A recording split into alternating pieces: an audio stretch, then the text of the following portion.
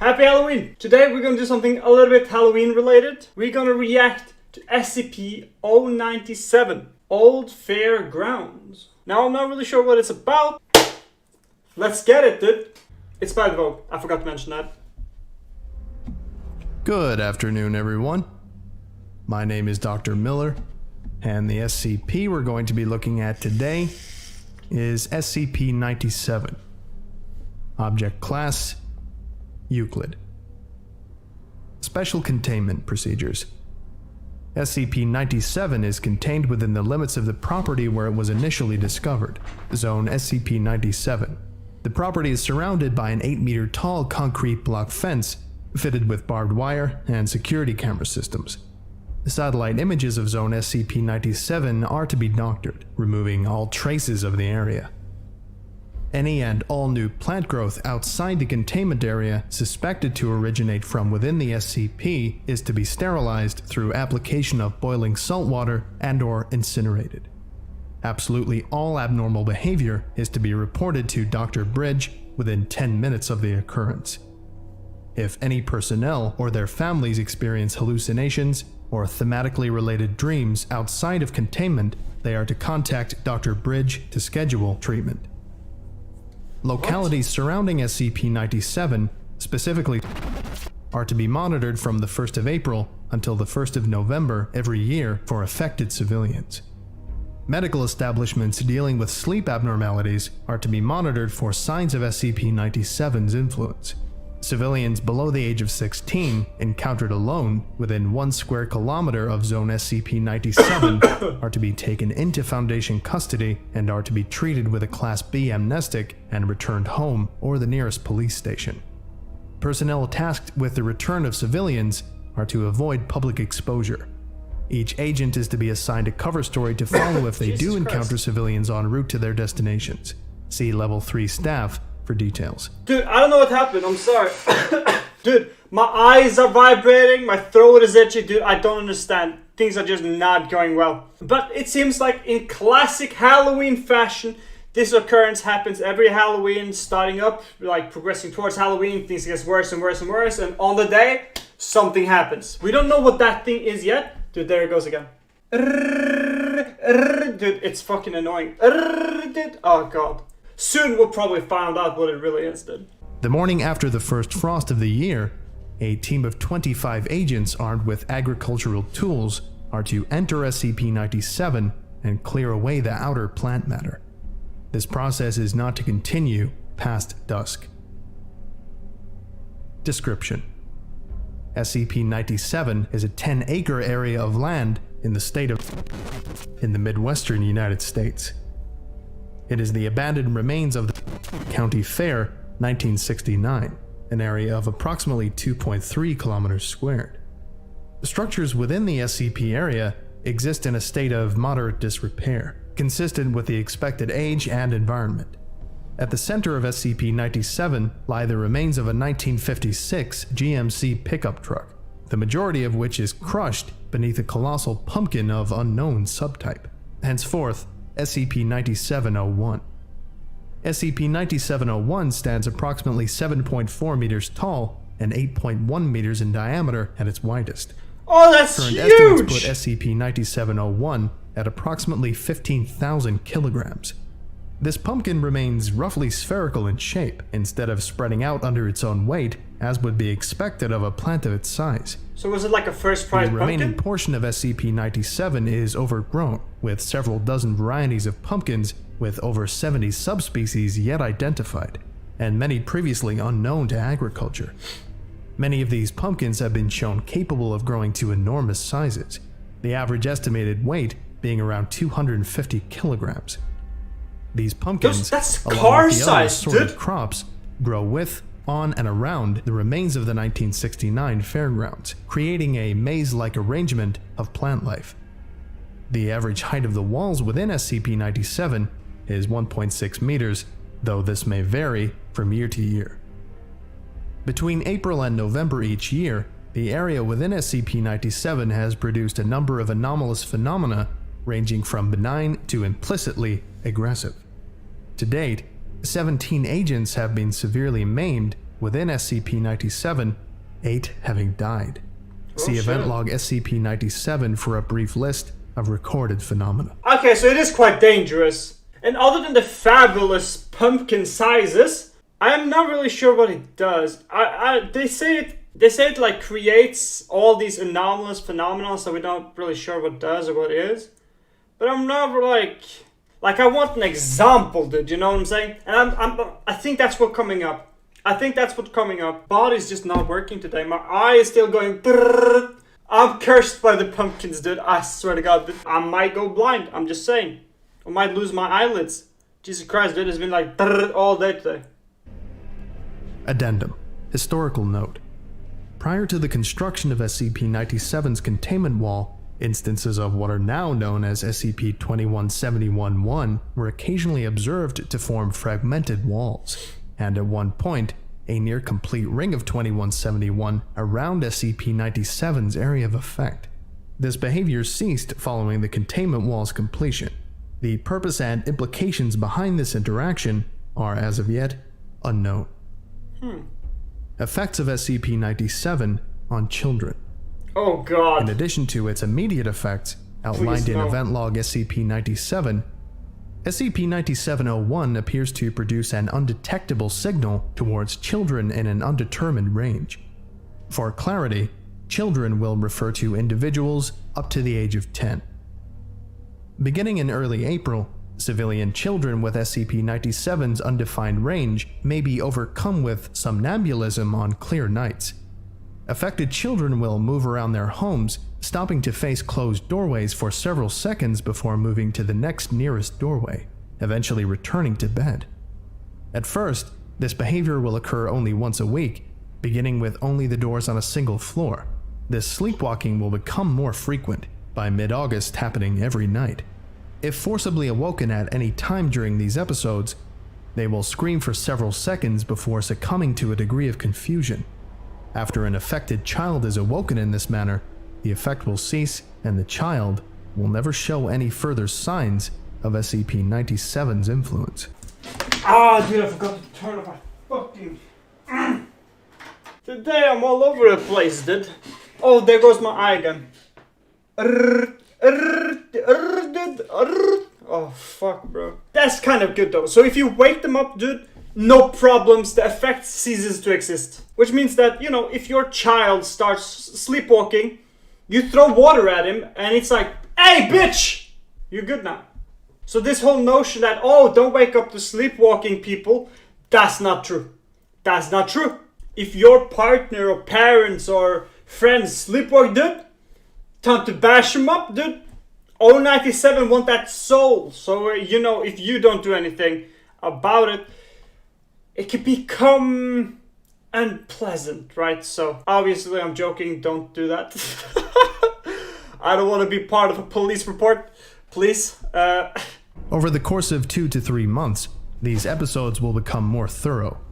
Affected individuals seeking out each doorway inside their home, as well as those on their household's property, such as garages, car doors, and fence gates. Eventually, they will begin visiting the front doors of neighbors. Beginning in September, affected children who have remained undisturbed during these episodes will begin to remain outside at sunrise, laying on grass near their homestead and returning to full REM sleep. Affected children may recall dreams centering around autumn activities. Between September 1st and November 1st, if the affected children have not been awoken during the preceding sleepwalking episodes, they will cease the previously established activity during the sleepwalk and instead begin to walk directly towards SCP-97's location. Oh shit. They will travel over fields and down secondary roads, steadily moving towards SCP-97. Local geography consists of mostly undeveloped, Foundation-owned property, facilitating uninterrupted travel. Upon arrival at SCP-97, an affected child will sit down before SCP-9701 and begin singing unidentifiable gibberish as music begins to play. While a number of instruments have been recorded, simple drums and pipes are most consistently encountered. After several minutes, childlike entities will crawl out from tangled flora or break out of larger pumpkins within SCP-97. Ew! The children will be wearing whatever they were last seen with, most often pajamas or similar clothing. Many of these entities match those children known to be lost to SCP-97-01. The entities will surround the affected civilian child, dancing and singing in a circle as SCP-97-01 begins to emit dim light. The affected child will awaken, normally expressing a great deal of terror. The instant any vocalization is produced, the entities will swarm and kill the child. Methods used are different in each instance, but usually involve dismemberment or strangulation. At this point, any and all efforts to interrupt the entities will fail, whether through breakdown of equipment, sudden intangibility of subjects, or express violence on the part of SCP-97. After the death of the affected child, SCP-97-01 will split open, and the entities will hurl the remains into it before climbing in themselves. SCP-97-01 will then close, and the music will stop. Before the containment wall was erected, at least children between the ages of 3 and 10 are known to have been lost to SCP-97. Hope that's See not event 3 log digits, dog. SCP-97 for current examples of SCP-97's behavior. Oh, that is wild, dude. Dismemberment of children. No, thank you. I passed it. As soon as they start, dude, oh god, I don't know why, dude, but whenever it's like, I don't know, dude, whenever they talk about children in SCP, dude, I'm just going like, ah, shit, here we go again, something fucking terrible. You know, you remember the Yule Man, dude? Oh my god, dude, he did some crazy shit with the children. He like, oh no, that was not good. I think we should ban children and SCP, dude. Children don't exist. Ban them all. But wait, what happened if the child awakens from this translucent state and doesn't scream? You know, like he's like a Harry Potter minded child, you know? He doesn't scream, he's like strong, he's like, I'm not gonna scream. Event log SCP-97. What the fuck, dude? I hit my table and it started. Alrighty, dude, am I seeing things? Wait, what is this, bro? Bro, it's Halloween and shit, dude. I don't wanna... Oh my fucking god, dude. I'm haunted. I swear to god. Alrighty, let's just continue the video before I fucking die from a pumpkin myself, dude. Honestly. Let's... This is a general incident log for SCP-97 for the cycle between the 1st of September and the 1st of November. This is an abridged version. Please requisition full individual reports from Dr. Bridge. During this time, 4 civilian children were captured and returned to their families. 4? That's September 3rd, 9:39 a.m. Cameras 3B, 4A, 4C, and 5B view child, approximately 4 years of age, walk between tangles of plant matter towards SCP-97-1 over an 8-minute period. Child appeared to be dragging a stuffed animal. Notes: child appeared on footage during review period. No figure was viewed at the time of recording. September 5th, 5:33 p.m. Human scream heard from within SCP-97, heard throughout the site. On-site personnel described it as possessing a small child's voice, sustained for approximately 3 minutes before stopping abruptly. Notes: staff reported feeling as if they were being watched during the event. Oh, that's September 8th, creepy. no time noted. Several bedsheet ghosts are seen through various security feeds throughout the day. Would only appear for approximately 1 to 3 seconds before vanishing again. Staff did not report seeing any anomalous entities firsthand. Notes: patrols doubled for the remaining time in the SCP cycle. September 13th, 10:19 p.m. Unidentifiable singing is heard throughout the site, persisting for 3 hours before becoming silent.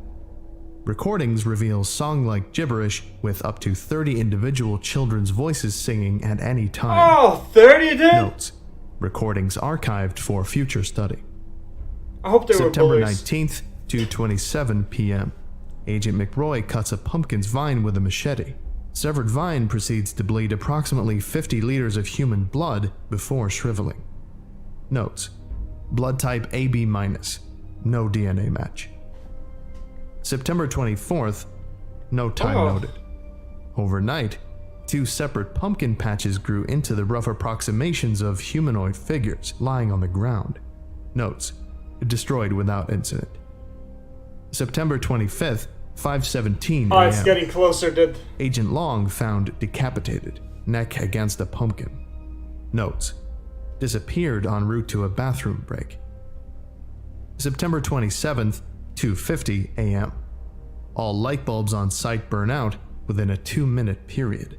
Notes: critical areas repaired before nightfall. Ah, here it comes. September Dude, it's getting 30th, closer. 12:16 p.m. Oh, fuck. Sudden shift noted in the location of several dozen gourd plants. Notes: time and nature of actual event unknown. October 1st, 2:29 p.m.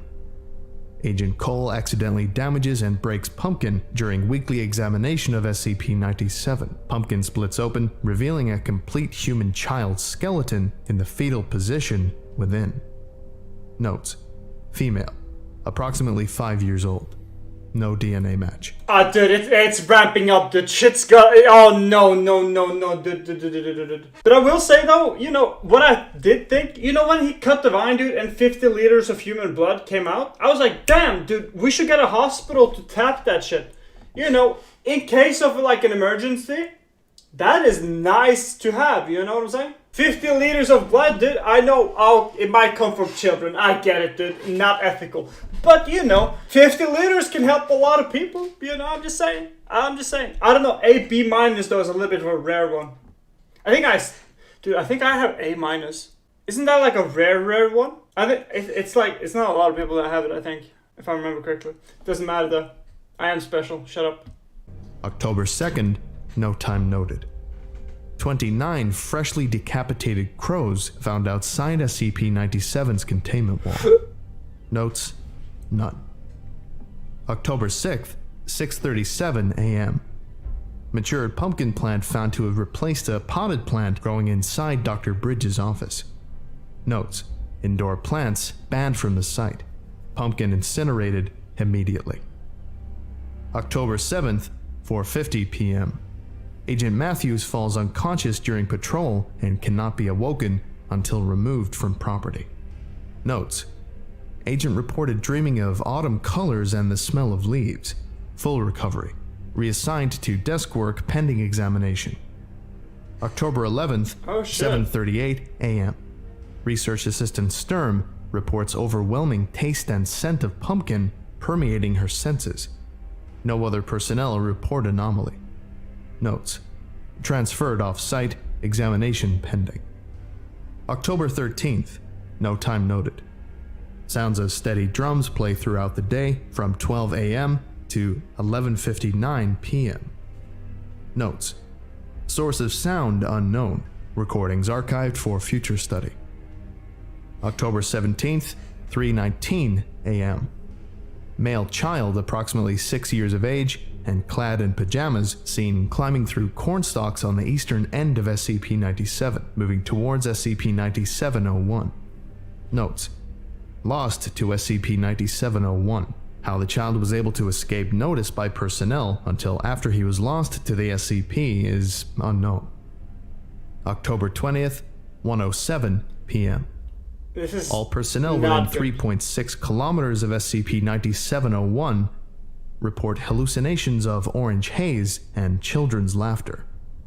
Notes: personnel evacuated to a distance outside the area of effect. Personnel screened for mental interference. October 23rd, 12:01 a.m. All power and backup power to the area failed. Upon recovery, pumpkins within SCP-97 were found to have changed into carved lanterns. Notes: it is unknown how SCP-97 generated lit candles. Team 97 Alpha and Beta tasked to destroy lanterns after sunrise. It actually made the lanterns October too. 23rd, I just realized the face. 8:13 a.m. Oh god, on the Team picture. 97 Alpha reports seeing and hearing children playing among the flora within SCP-97. Recordings lack the entities expected from the reports. Notes: children noted to be clad in pajamas. Teams pulled from SCP, screened for mental interference. October 25th, 11:49 Oh, it's a.m. getting close, dude. Z maze and errata kernels fall from the sky around SCP-97, does not fall within the containment walls. Notes: area cleansed with flame units and replanted with non-native grasses. Pavement outside of area pending. October 26th, 9:13 p.m. Research Assistant O'Toole overcome with nausea and vomits pumpkin seeds. O'Toole did not eat pumpkin seeds previous to vomiting. Notes: Research Assistant O'Toole transferred to site for examination. Seeds incinerated with prejudice. October 27th, 10:03 a.m. Research Assistant O'Toole reported to have died overnight. Autopsy reveals thoracic cavity was filled with pumpkin seeds. Notes: Body incinerated at site. All personnel scheduled for full physical examination. He died from the seeds, October dude.